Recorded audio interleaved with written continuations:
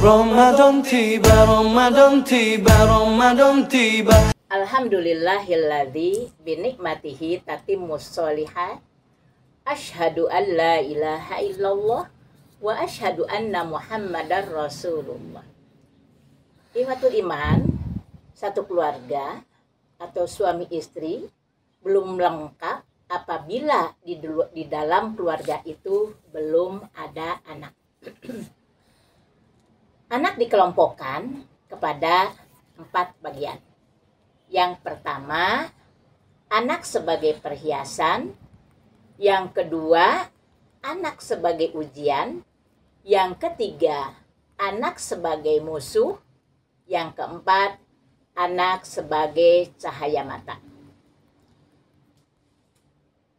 Di dalam Quran disebutkan, A'udzubillahi minasyaitonirrajim. Al-mal wal banun zinatul hayatid dunya. Anak berfungsi memperindah rumah tangga. Orang tua hanya memfungsikan anak itu sebagai perhiasan dan melupakan tugas sebagai orang tua, yaitu di dalam membina, mendidik. Hanya yang diurusnya adalah segi luarnya saja. Akhirnya anak hanya sebagai pajangan yang enak dipandang, secara fisik bisa membanggakan, tapi kualitas mengecewakan, baik dari segi iman, ilmu, atau amal. Itu anak sebagai perhiasan saja. Jadi orang tuanya tidak memberikan keteladanan, contoh yang baik bagi anak-anaknya. Yang kedua, anak sebagai ujian. Ini ada di Quran, surat Al-Anfal ayat 28. A'udzubillahi minasyaitonirrajim. Wa'lamu annama amwalukum wa auladukum fitnah.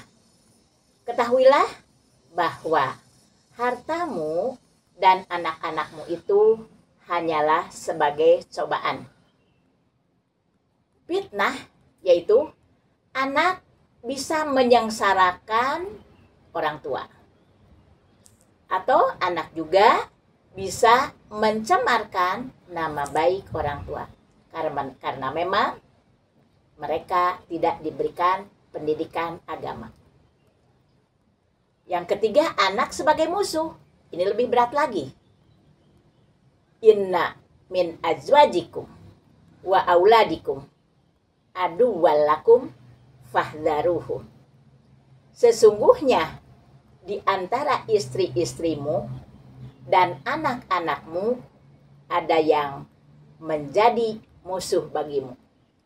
Maka berhati-hatilah terhadap mereka supaya mereka itu tidak melanggar aturan. Maka ini bagi keluarga atau orang tua harus memberikan arahan yang baik. Ini ada di Quran surat At-Taghabun ayat 14. Supaya anak tidak bertentangan dengan apa yang kita inginkan, berarti tentunya harus memberikan contoh yang baik, mengarahkan yang baik, mendidik, dan tentunya lingkungan di rumah harus melaksanakan aturan-aturan Allah Subhanahu wa Ta'ala. Yang paling penting, orang tua harus menjadi contoh bagi anak-anaknya. Karena ketika sudah menjadi musuh terus bertentangan, kita menyuruh yang baik, anak menentangnya. Jadi selalu bertolak belakang dengan aturan Allah Subhanahu wa Ta'ala.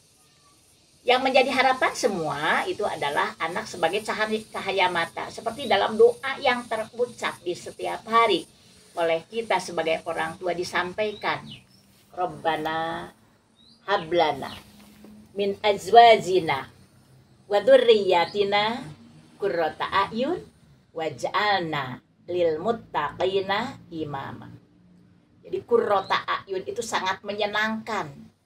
Anak yang ideal, patuh kepada Allah, hormat kepada orang tua, bisa dengan lingkungan bisa menyatu dan bahkan bisa mewarnai. gitu ya, bisa mewarnai. Jadi orang tua di sini memelihara atau mendidik anak itu harus sebaik mungkin. Jadi fitrahnya manusia itu akan bisa menerima Islam. Jadi tanggung jawab orang tua mau dibagaimanakan, diarahkan kemana, menjadi lebih baik, atau mungkin kita di rumah sudah baik, mungkin lingkungan yang salah. Mencari lingkungan yang salah berarti kita juga harus melihat anak dengan siapa berhubungan atau berada di lingkungannya, supaya nanti mewarnai hal-hal yang baik.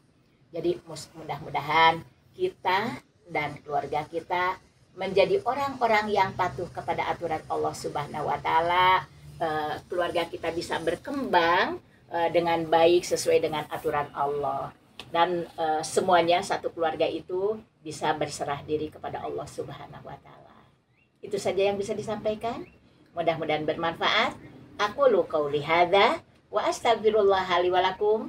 Wassalamualaikum warahmatullahi wabarakatuh.